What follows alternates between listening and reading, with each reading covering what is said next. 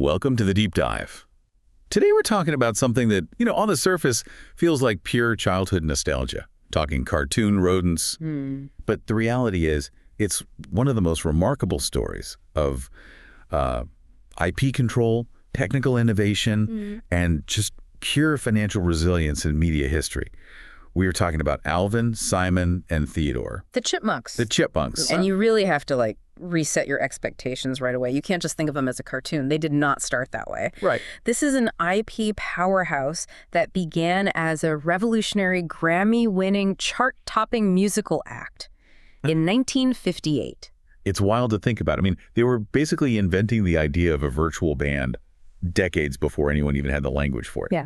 Before Gorillaz or Hatsune Miku. Exactly. They were the pioneers. And that longevity is the core mystery here. I mean, how has this novelty singing group survived for 70 years? Through all these different generations, corporate drama, and somehow they're still valued at, what, $300 million? That's the question. So our mission today is to trace that exact journey.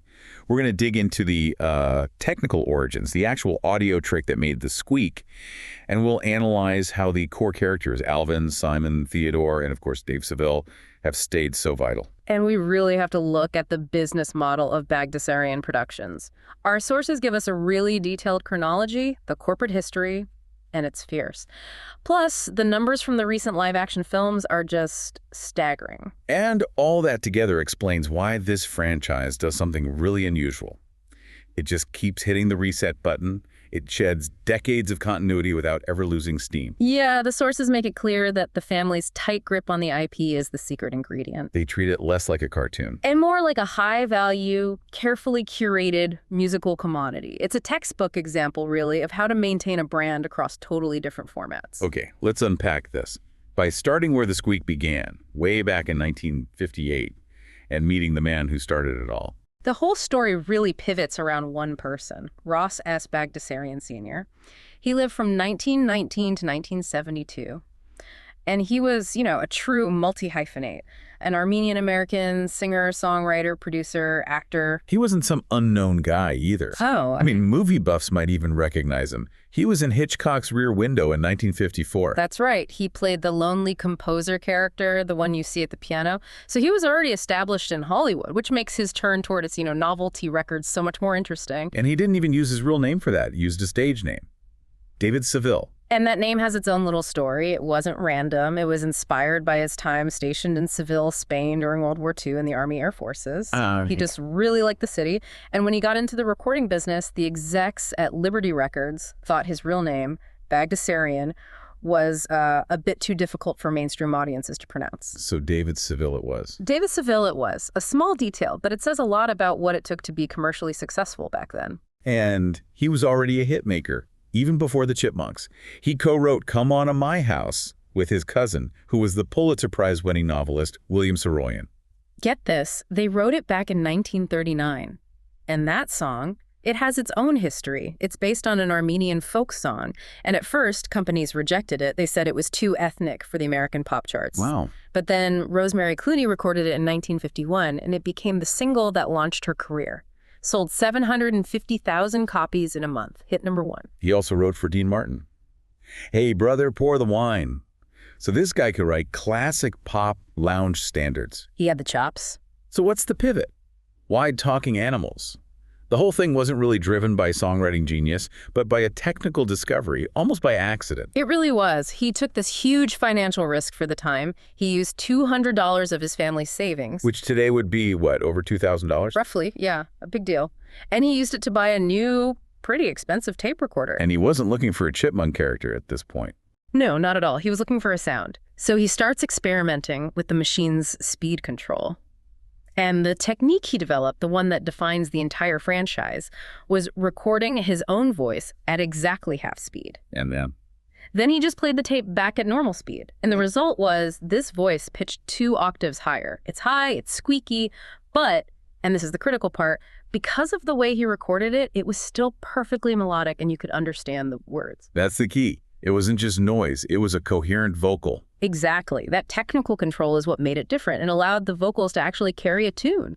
And the first time he used that was on the song Witch Doctor which came out earlier in 1958. That was the proof of concept. Right. Witch Doctor wasn't a Chipmunks song, but it was the necessary first step. It was a duet between his normal voice and that new sped-up voice, which was the Witch Doctor character. With that unforgettable nonsense chorus. Ooh-ee, ooh-ah, ting-tang, walla-walla, bing-bang. A total earworm. And I love that the sources actually tracked down the origin of the Walla Walla line.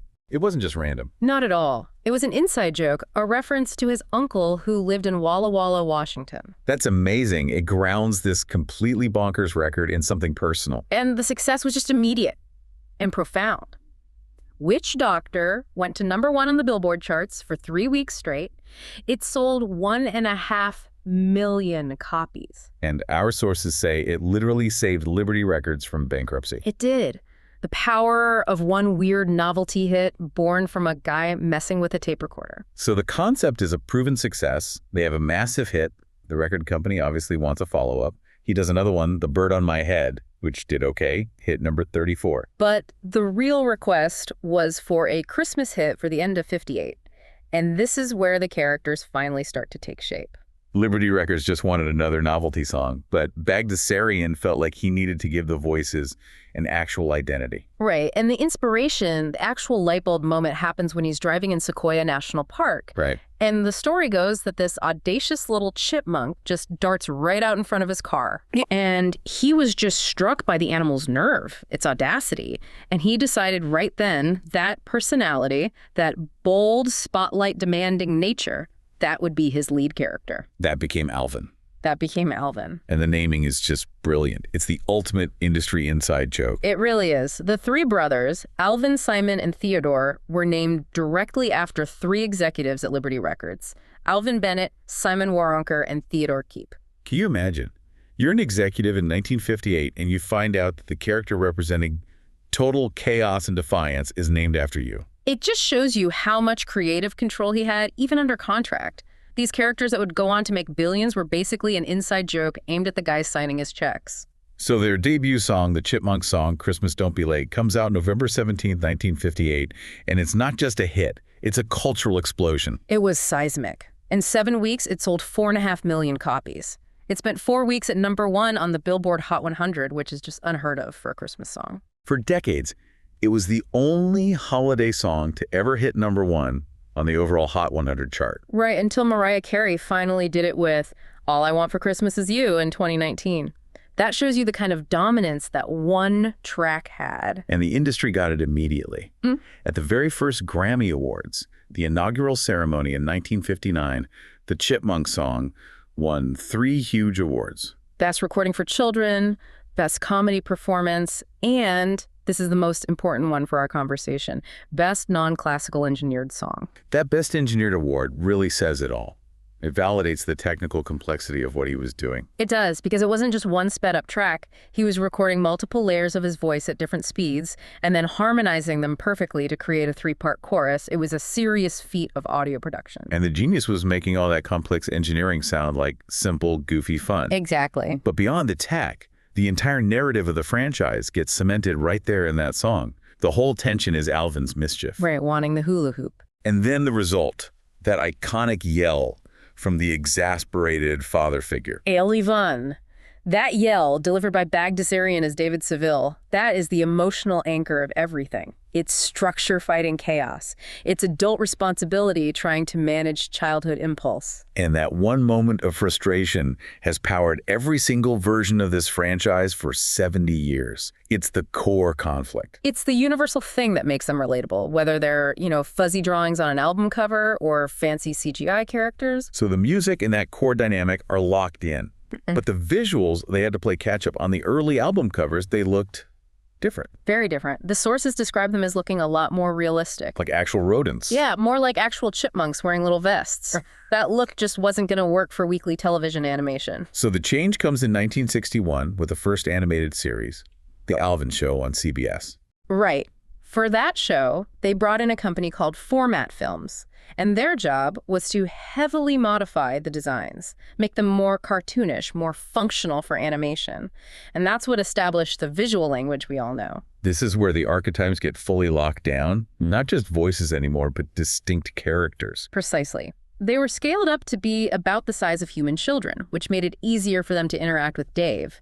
And they were given those distinctive floor-length colored shirts. Which served a double purpose, right? Identification. And hiding their non-human bodies, it simplified the animation and later the merchandising. So let's break down those archetypes. You've got Alvin.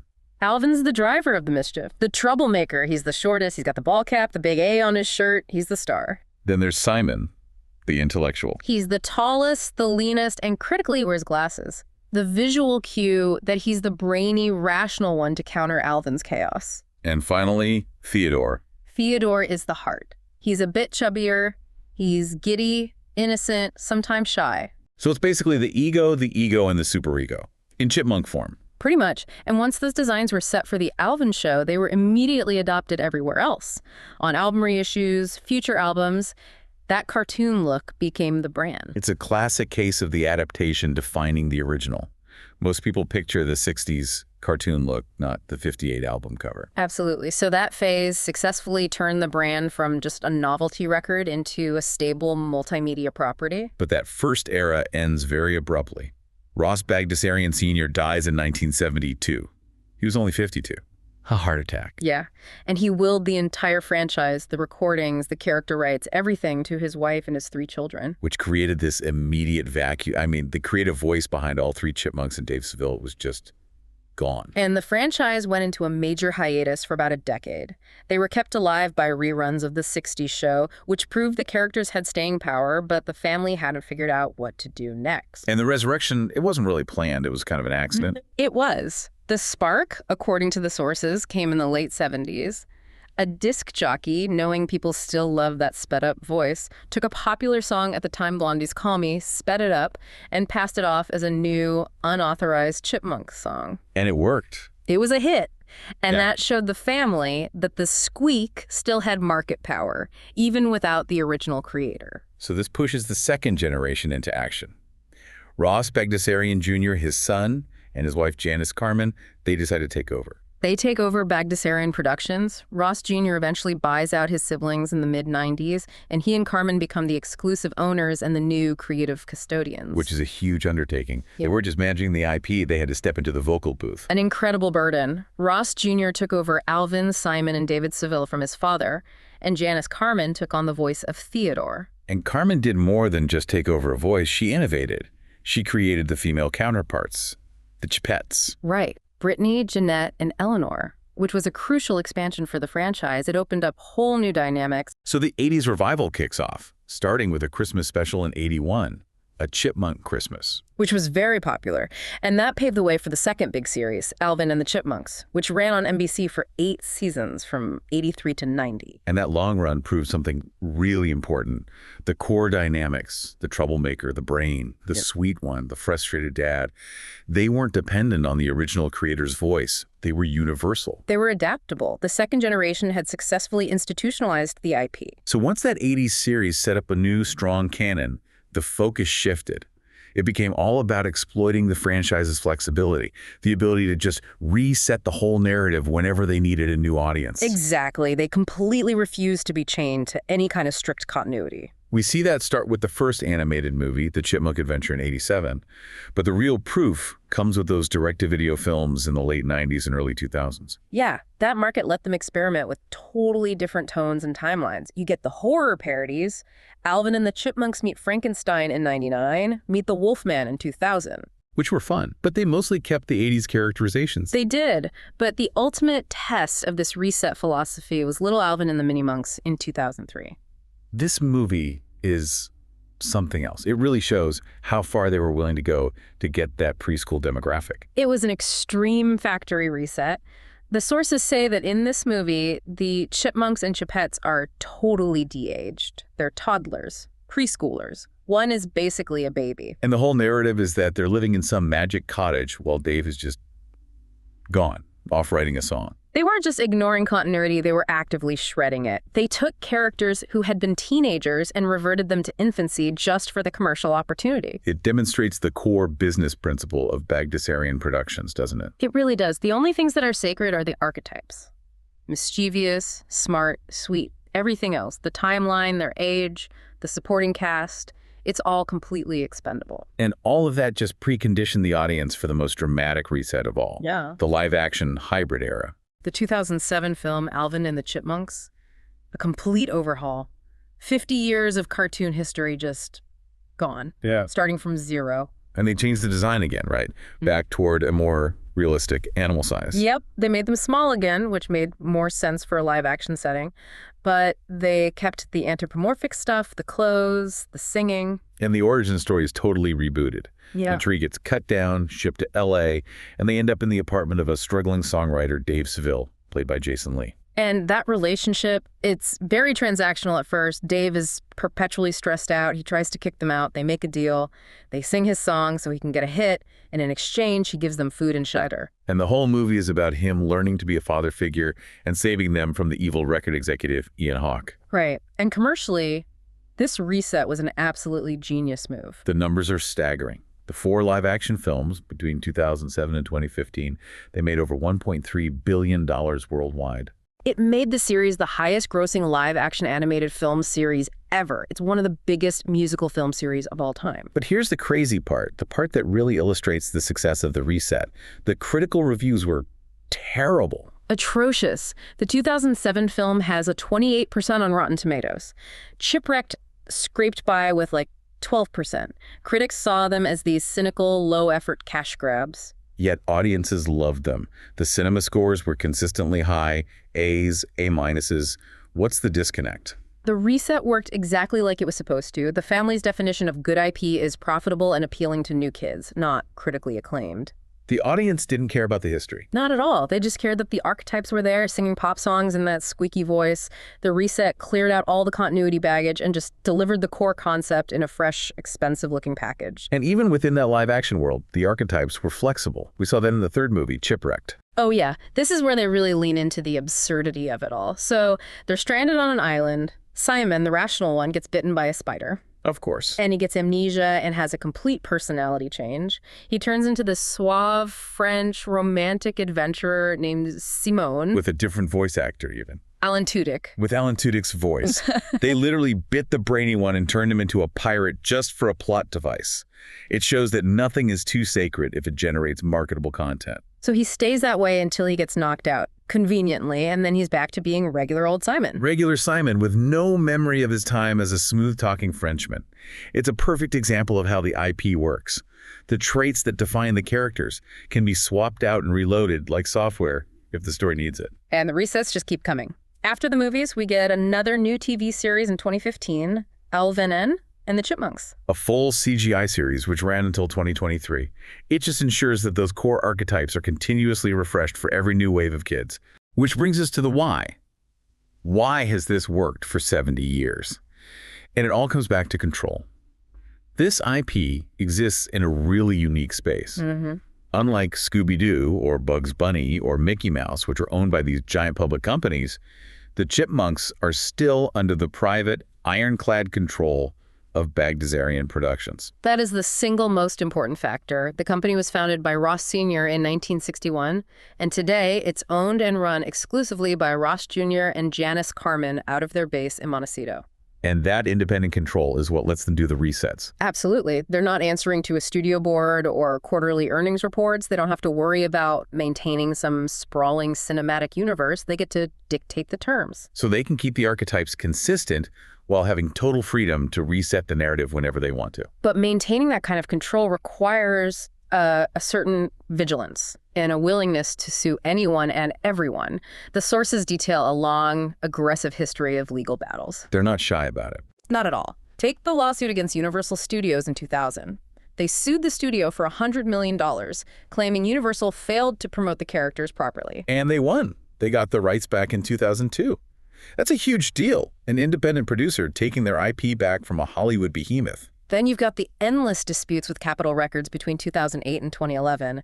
It was all about underpaid royalties and critically, the right to perform the pre-1972 recordings. Why is that date so important? Pre-1972. It's a weird legal wrinkle. Before 1972, federal copyright law didn't fully protect sound recordings, only the musical compositions. So the rights for those old recordings were a total mess, and they fought tooth and nail to get exclusive control for licensing them in films and TV. They even went after their partners on the live-action films, 20th Century Fox. Oh, yeah. Between 2010 and 2012, Janice Carmen had heavily rewritten the script for the sequel, The Squeakquel, so she sued for 50% of the profits. And they also claimed Fox underpaid them on soundtracks and merchandise.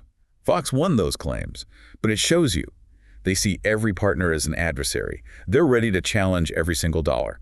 Their vigilance even extends to protecting the brand against cheap knockoffs. They're just relentless. And this hypervigilance apparently created a pretty difficult working environment, especially on the live-action movies, which brings us to a very colorful anecdote. Right, we're talking about the experience of David Cross, who played the villain, Ian Hawke. A well-respected comedian and actor. And he described working on Chipwrecked as, and this is a direct quote, "the most unpleasant experience I've ever had in my professional life." That's a strong statement for a kid's movie. What was the issue? He said they forced him to film nonsensical, unnecessary scenes, like wearing a ridiculous pelican suit, just so the owners could have the footage just in case. He felt like they were just wasting his time. And he paid a price for speaking out, didn't he? He did. Yeah. He had a contract clause for a $150,000 bonus if he didn't make any disparaging public comments. Because he was so critical, they withheld the bonus. Wow. It just shows you how fiercely this business empire is protected. It is not just a family cartoon. And that relentless control is the price of maintaining this incredibly valuable, privately held asset. I mean, over 50 million records sold, over $1 billion at the box office. Which is why, in November 2021, reports came out that Bagdasarian Productions was looking for a buyer. With an asking price of a staggering $300 million. It's an incredible valuation for what is essentially a sound effect married to 3 simple character archetypes. But it says a lot about the media world's hunger for established IP, right? Something to anchor a streaming service. Definitely. There was talk of Viacom CBS or Paramount and Netflix being interested. But as of early 2025, that sale hasn't happened, which suggests either the price is too steep or the family's demands for control are making it difficult. Either way, the IP is still highly valued. And there's speculation the next move might be away from the live-action model and towards a fully CGI animated feature maybe for 2026. It's just an incredible story. It is. So let's try to summarize this. We've gone from a single $200 investment in a tape recorder to a privately held, multi-billion-dollar media property, all fiercely protected by one family. The core genius wasn't just the squeak. It was defining those 4 relatable archetypes: Alvin's chaos, Simon's intellect, Theodore's heart, and Dave's frustration, and then just maintaining tight, independent control over them. And if we connect this to the bigger picture, the story of the Chipmunks is really the ultimate lesson in intellectual property mastery. The success is not an accident. It comes directly from the ability to adapt and monetize that core concept across 70 years. And it only survived because of that strict, independent control, the freedom to hit the reset button. Exactly. It's a paradox, right? Yeah. The characters endure because their timeline doesn't. So this raises an important question for you, the listener, about the future of this kind of IP. If the Chipmunks franchise is valued at that massive $300 million figure, what does that price tag say about the long-term value of carefully curated nostalgia in our modern media economy? And what happens to Alvin, Simon, and Theodore the moment that fiercely independent family ownership finally transfers to a huge media conglomerate like Paramount or Disney or Netflix? Will they keep hitting that reset button that made them so resilient? Or will the demands of a corporate-driven, interconnected streaming universe force them to finally stick to a strict canon and maybe sacrifice the very flexibility that let them survive for so long? That is the big unanswered question for the next generation of Chipmunk fans.